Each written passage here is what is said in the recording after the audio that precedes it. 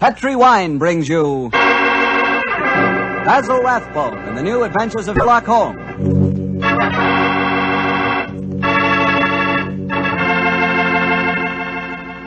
The Petri family, the family that took time to bring you good wine, invite you to listen to Dr. Watson tell us another exciting adventure he shared with his old friend, that master detective, Sherlock Holmes. And say, if you'd like to try a new adventure in good eating, will you just make sure that your dinner tomorrow includes a bottle of Petri California Burgundy. Petri Burgundy is the ideal wine with any kind of meat or meat dish. That Petri Burgundy is a hearty wine, just as rich in flavor as it is in color. It's the perfect companion to a thick, juicy steak or a piping hot pot roast or a good hamburger. You know, that Petri Burgundy has a happy faculty of turning a simple meal like, say, a hamburger sandwich, into a feast. Believe me, here is a wine that's clear, fragrant, and delicious. A wine that you can serve to your friends proudly. Petri Burgundy. Remember, the name Petri is the proudest name in the history of America's wines.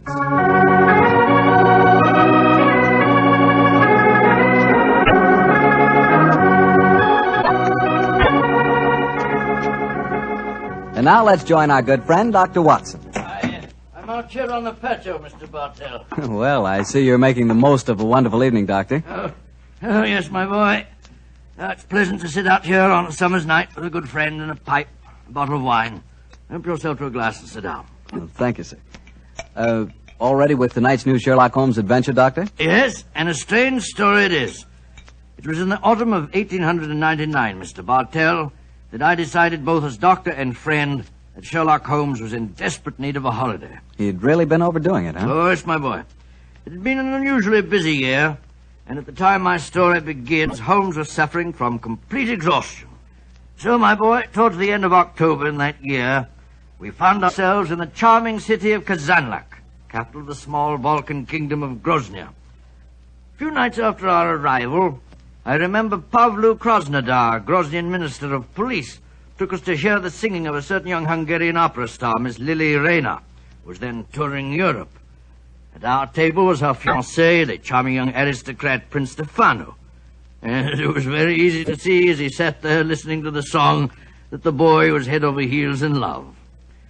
It was a haunting melody that she sang, Mr. Bartell. I can almost hear it now.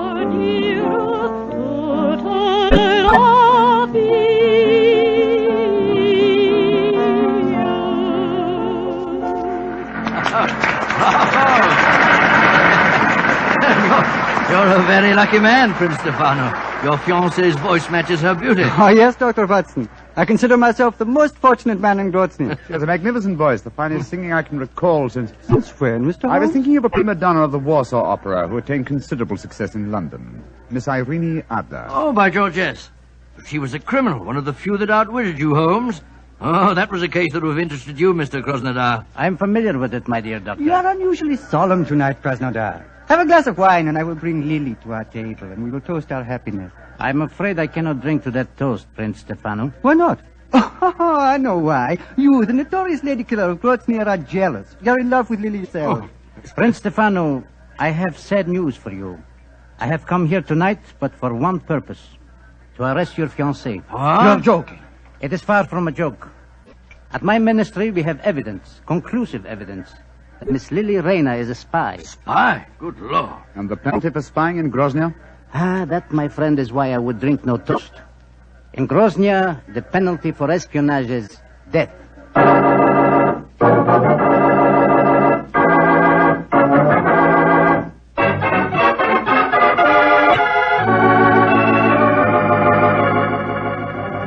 Yes, I know, but Holmes, you must do something to save that girl. You can't just turn in for the night without trying to help her in some way. They might shoot her in the morning. Krasnodar's no fool. Since he's made the arrest, obviously he has a watertight case against the girl. I suppose so. One last pipe. You know, Holmes, I couldn't understand her fiancé's behavior. He didn't do a thing. Just stood there and let Krasnodar arrest the girl. What could he have done? Krasnodar is commissioner of police. There was no point in arguing with him until the evidence had been examined. I imagine the prince will try and pull some political strings. After all, Grozny... Come in. Oh, who's this now? Oh, you wish to speak to me? Mr. Sherlock Holmes, I've come to talk to you about my baby. My name is Martha Griggett. Your baby? Mr. Holmes doesn't... Oh, my baby, she is 20 years old, and she is flaxen-haired and beautiful. Oh, that's an entirely different matter. We'll be delighted to help you, delighted. Sit down, won't you? On whose behalf have you come to me? Poor Lily Rayner. Lily Rayner? Well, that's the girl who's arrested tonight. I am only her dresser. And yet I'm Martha Griggett. I'm her mother and father. I have toured Europe with her ever since she left Vienna. She sent you to me tonight, I suppose. Yes, Mr. Holmes. She said you would understand. What does she mean by that, I wonder? She said that Mr. Holmes would take care that a talent like hers should not perish, just because she had broken a few laws. In other words, she wishes me to establish her innocence in the same breath as she confesses her guilt. I'm afraid I don't take that sort of plant. Good night to you.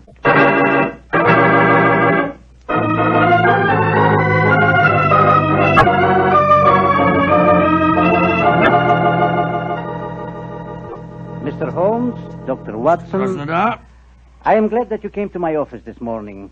I can show you the proof of Miss Lily Rayner's guilt. As distinguished foreigners, I should like you to know that though the penalty for political crimes is swift and severe, we are most careful that the incriminating evidence is beyond question. You see these letters? Yes. We found them sewed into the bodies of her gown. Oh, good gracious me.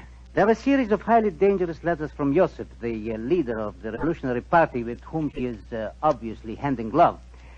Here, you may examine them if you wish. Right. Say, it looks like Greek to me. My knowledge of the Grosnian language is far from perfect, but these letters certainly seem to incriminate their owner beyond doubt. You will observe that the letters have followed her to each of the cities in which she has been singing. All of them ask questions as to the military garrisons and the chances of a successful revolution. She has been a dangerous spy. Yes, I can see that, sir. But even so, isn't the death penalty excessively severe, particularly for a woman? Dr. Watson, the Balkan states are a hotbed of European intrigue. Our penalties must be severe, and we cannot make concessions to the sex of a culprit. This man Joseph, the writer of these letters, have you been able to find any trace of him? None. If only we could. But we have never even seen the man.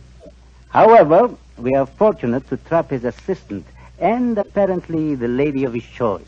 Lady of his choice? But she was engaged to Prince Stefano. Undoubtedly a blind. In her home, we found an unsigned love letter in English. It was in the same handwriting as these letters from Joseph. Are you satisfied, Watson? Well, I suppose. Obviously, she's guilty. Well, there's no place for me in this affair, particularly when you consider that she made a virtual confession in sending her dresser to me last night. I suppose you're right, but just the same. If you want to trap this man Josip, I should think you'd be wiser to hold the girl as a hostage. It might bring him on the scene if he's afraid she'll talk. If you hang her, you'll never find him. Dr. Watson, in my country we found that prompt justice gets the best results. And for your edification, we do not hang in Groznia. No? The death penalty is exacted at the hands of a firing squad. And when is the execution to take place? You have timed your visit well, my friends. Please to step onto the balcony. Oh, dear.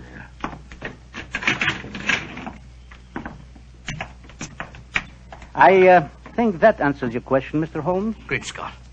Against the wall, blindfolded, with a firing squad before her. It's Lily Rayner.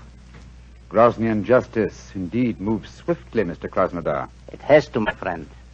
Capitano! Hospritov? Great heaven, I can't watch this. I don't care what she's done. I don't want to see it. Up! Two! Nurse! Up! She's crumbled to the ground. Poor little thing. What an artist. Hard to see a woman executed even if she is a spy. May all traitors to Groznia die as swiftly. But what a loss. Her beautiful voice. Yes, her beautiful voice. Shall we go in, gentlemen?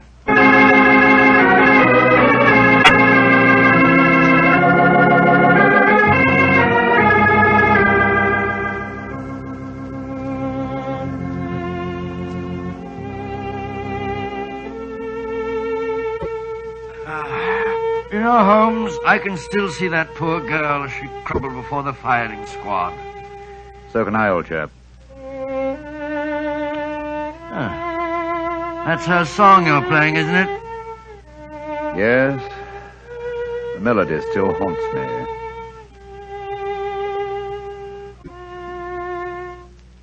You blame me, don't you? Blame you for what? For not preventing her death. Oh, of course I don't blame you, Holmes. The girl was guilty. Grosnian law prescribes the death penalty for her crime. After all, what could you have done about it? Nothing. Absolutely nothing. And yet... And yet what? I wonder if she was right. I wonder if artistry such as hers isn't of greater value to humanity than spying in any cause. It's not much good worrying about that now, is it? The girl's dead and buried.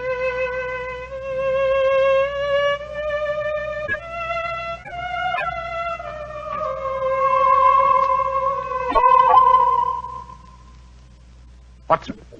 What's the matter, Holmes? Did you hear that? I hear what? I could swear that I heard the dead girl's voice. She was singing a song to my accompaniment. Oh, really? Your nerves must be in a very bad state, Holmes. Hearing voices indeed. You'd better turn in for the night. Perhaps. Well, it may be more my conscience than my nerves. I'll give you a sleeping draught if you like. No, my dear Shepard. I'm all right. It's funny, though. I could have sworn that... Oh, well. Play some more of that tune, will you, Holmes?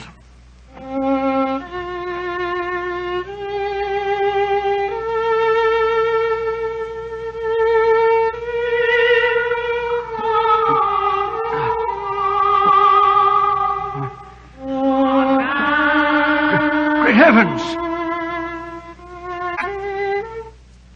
Uh-huh.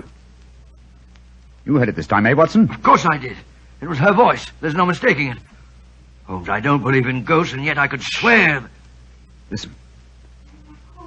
Good Lord, it is her. Shh. Avenge my death. Do not let them go unpunished that kill me. Who are you? Where are you? In the air about you. Avenge my death. Strike a match, Sherlock Watson. Holmes. Strike a match. Yes. Light the gas. Look. There in the moonlight, moving past the window. It's the figure of that girl that was shot to death. A match, Watson. I'll guard the door. There. Gas is lighted. She's vanished, Holmes. And not by means of this door. We're standing in front of it. And there's no other exit from the room. Holmes, I don't like this.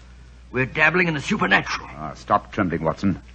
Whatever the explanation for this may be, one thing at least I find quite fascinating. And what's that? It's the first time in my career that I've ever had a ghost for a client.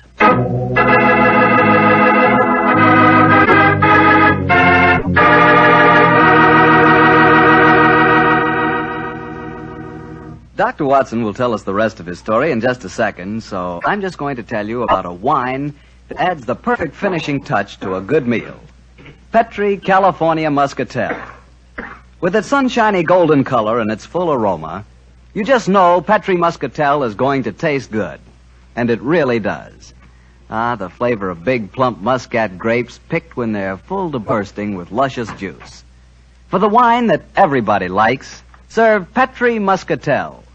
You know it's good if it's Petri. Well, Dr. Watson, so you had a ghostly visitor calling on you at the hotel that night, huh? Yes, my boy, and I confess I was so badly shaken by the experience that I hardly slept a wink all night. Well, the next morning, after an early breakfast, Holmes and I located the proprietor of our hotel and began to question him as to the history of the building. I've admired the architecture of this building ever since we came here.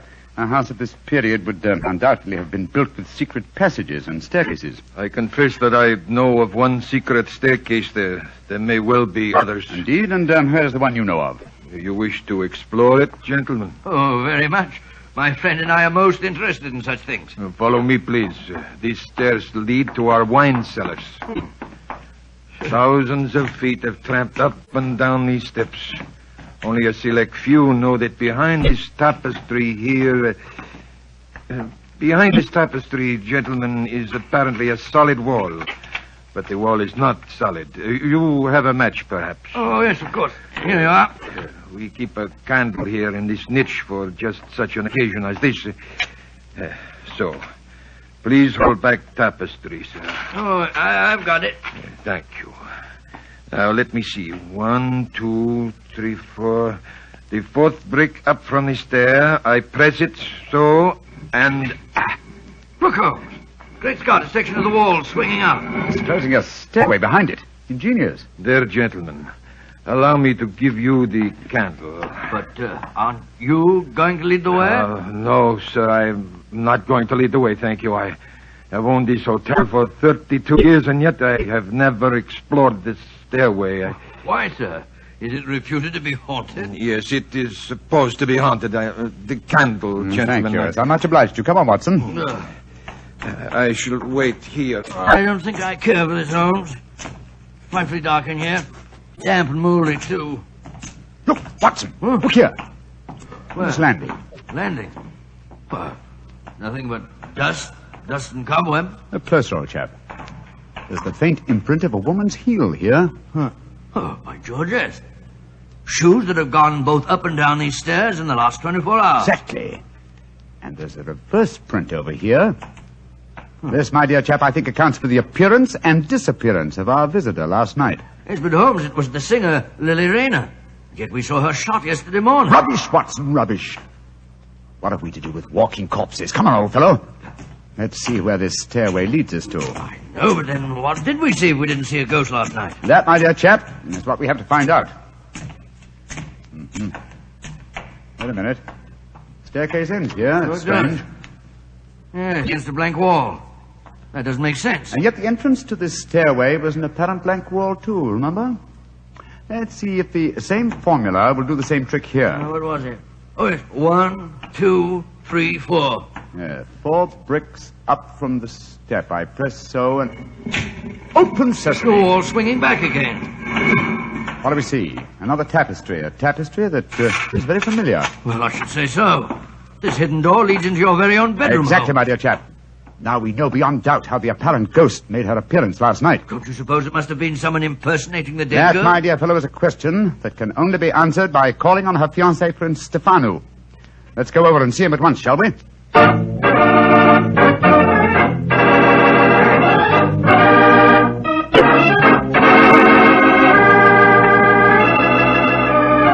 Prince Stefano, I dislike to intrude upon your personal tragedy, but I must ask you a few questions.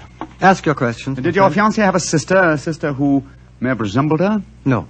She had no living relatives at all, Mr. Holmes. Well, tell me this. Who inherits her estate, sir? Her dresser. A faithful old woman by the name of de Gregert, who looked after her for some years. I see. Did Miss Rayner have an understudy? As a singer, she could have no understudy. She was irreplaceable. You say as a singer. Was she also an actress? Oh, but yes, Mr. Holmes. Oh, really? How very unusual an opera singer. Quiet, Watson, please. The first time I saw her was in Tosca. She was not another Berna, but her performance was very promising one, considering her age. In my country, of course, she was not able to appear in anything but opera because she could not speak Grosnian. She didn't speak Grosnian? Now I have the answer. The answer? Yes, to what? To this entire story, from the arrest of your fiancée to certain strange visitations at my hotel last night. What do you mean, Mr. Holmes? If you come to my hotel room tonight, my dear Prince, I can safely promise to make the whole matter clear to you. And I dare go a little further. I think that I can even help you to find consolation in your bereavement.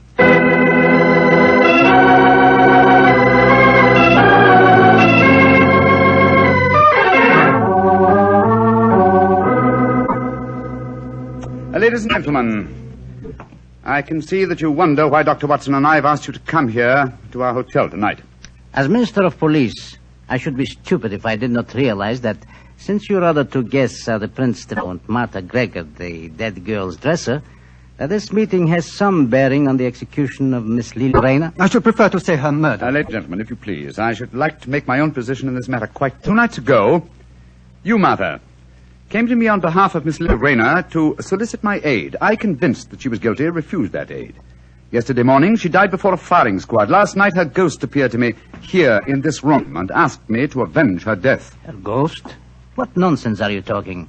It would be no surprise to me if her poor murdered soul came back from the grave to ask for justice, sir. I saw her, my good woman, almost as clearly as I see you all now. I agree with Krasnodar. To talk of ghosts is beyond belief. Please let finish. When I had this visitation last night, I decided to investigate the case thoroughly. I did so today, and I can assure you that Miss Rayner paid for a crime she did not commit. What grounds do you have for saying that, Mr. Holmes? The letters that were supposedly written to her were in the Grosnian language, and yet today Prince Stefano informed me that she could not appear in the theater here because she did not speak the language. But those letters were sewed into her bodice hole. That's true, my dear fellow. And who was the only person who had the opportunity to do that? The same person who came to me 2 nights ago and succeeded in convincing me that Miss Rayner was guilty, her own dresser and supposed friend. Are you suggesting that I'm suggesting that you inherited her estate on her death, and that you would have lost that inheritance if she had married and had a family of her own. What do you have to say in answer to that, Martha? That I am among madmen. This talk of ghosts proves it. Very well, then. Let the ghosts support my theories. Hand me the violin, will you, Watson, old fellow? Oh, yes, of course. Thank you. Now, turn down the gas light. Right you are. That's it. And listen.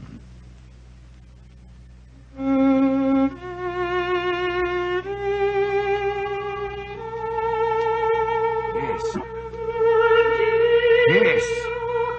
That's her voice. And that's her figure standing there in the moonlight, even though she's dead. Now, what do you say, Martha? Aren't you responsible for her death? If a ghost can sing, I'm sure it can also talk. I did do it. The letters belong to me. I sacrificed my own baby for gold. May heaven have mercy on my soul. A confession in front of 4 witnesses. Why not take it away, Krasnodar? We'll testify later. I will. Come with me, Martha. I killed my own baby. I deserve to die. Well, shall I turn up the gas, Holmes? Ask Prince Stefano. No. Do not turn it up. I've seen, heard the ghost of my beloved when the lights were down. I'm not afraid. Please play her melody again, Mr. Holmes.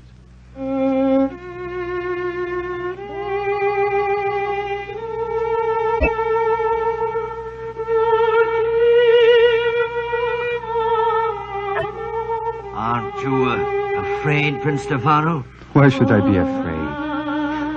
Lily, my beloved, your spirit I know can be no evil one. I love it. I love you living. The pleasure of love lasts but an instant. Love's regrets last for a lifetime.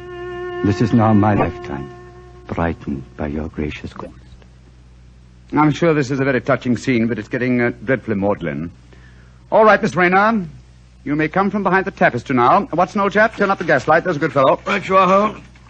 Prince Stefano, permit me to reintroduce you to your far from ghostly fiancée, Miss Lily Rayner. Lily, my beloved, you're not dead. No, I am not dead.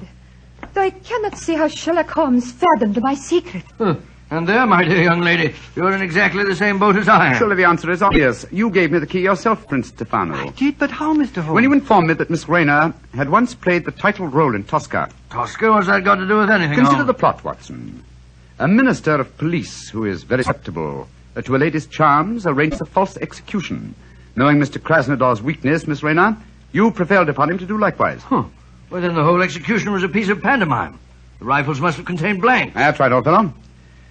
And what should have heightened my suspicion, Miss Rayner, was the fact that at the moment of your apparent death, Mr. Krasnodar quoted a line from Tosca. He said, "What an artist." I was not perceptive enough at the time to evaluate the remark correctly, I'm afraid. When the simulated execution took place, you were free, but assumed dead. But why should I indulge in such a trick, Mr. Holmes? You reasoned that had you come to me directly, I might easily have turned you over as a fugitive from justice. And when you decided to dramatize the situation and appear last night as an apparent ghost, you knew it would, well, at the very least, stimulate my curiosity.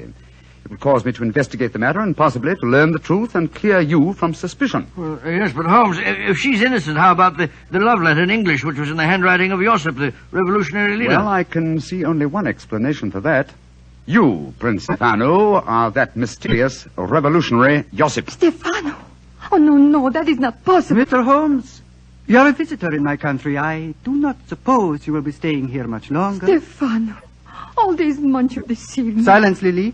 Gentlemen, I hope for your own sake you will not be staying here much longer. Oh. I've been threatened by far more imposing adversaries than you, Prince Stefano. I suggest that you leave my room. It's none of my business dabbling in Groznian political affairs. Your secret is safe. In any case, I came to Grozny for a holiday. Goodbye. Goodbye, Mr. Holmes. On my soul, Holmes, if we were in London, you wouldn't behave in this offhand way. But we're in Grozny, old chap, aren't we? Hand me the violin, will you? All right, here you are. Thanks. You know, Watson, I've only had professional dealings with 2 singers in my life. The first was Irene Adler, and she fooled me, oh, so cleverly. And this singer tried to fool you and failed dismally. Seems to me the score's about even. No, old chap, no. This one was an amateur. Irene Adler will always be the woman. Ah, well, I think that's enough excitement for one day, don't you? After all, I am supposed to be taking a holiday.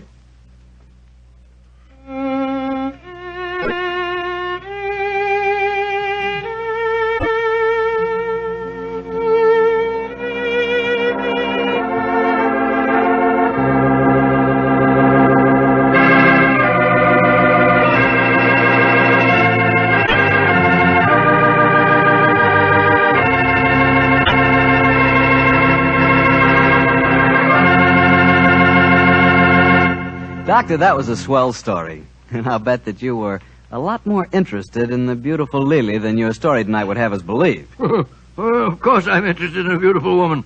But then what man isn't? Check. But don't worry about me, Mr. Bartell. You know, being a family man, I just naturally associate a beautiful woman and home. And that makes me think of hospitality. Well, what do you mean by that? Well, according to you, I'm interested in home life. You're primarily interested in wine. Put us together, and we're interested in... Wine in the home. Isn't that an important part of hospitality? That I admit. But remember, my interest in wine is entirely an interest in good wine. In Petri wine, to be exact. Because I know all about Petri wine. I know that the Petri family has been making wine for generations. With the Petri family, the growing of perfect sun-ripened grapes and the art of turning those grapes into fragrant, delicious wine is a heritage. It's a heritage handed down from father to son, from father to son. The skills of those generations of winemaking are evident in every drop of Petri wine. The name Petri bottle of wine is more than a trademark. It's the personal assurance of the Petri family that Petri wine is always good wine. But you'll discover that for yourself. You'll learn that no matter what type wine you prefer, you'll like it better when it's a Petri wine. Because Petri took time to bring you good wine. Well, Dr. Watson, what new Sherlock Holmes adventure do you have lined up for us next week? Next week, Mr. Bartell, I'm going to tell you a most unusual story in which Sherlock Holmes crossed swords with a famous Frenchman and proved that although the English have been called a nation of shopkeepers, that a murder did not always prove to be a good bargain.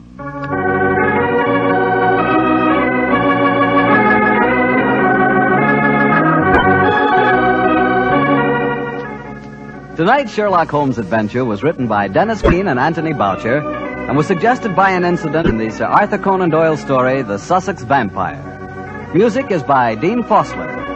Mr. Rathbone appears through the courtesy of Metro-Goldwyn-Mayer. And tonight, Dr. Watson was played by Mr. Joe Kearns, who substituted for Mr. Nigel Bruce.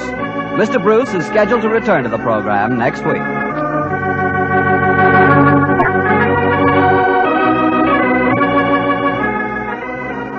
The Petri Wine Company of San Francisco, California, invites you to tune in again next week, same time, same station. Sherlock Holmes comes to you from our Hollywood studio. This is Harry Bartell saying goodnight for the Petri family. For a solid hour of exciting mystery dramas, listen every Monday on most of these same stations at 8 o'clock to Michael Shayne, followed immediately by Sherlock Holmes. This is the Mutual Broadcasting System.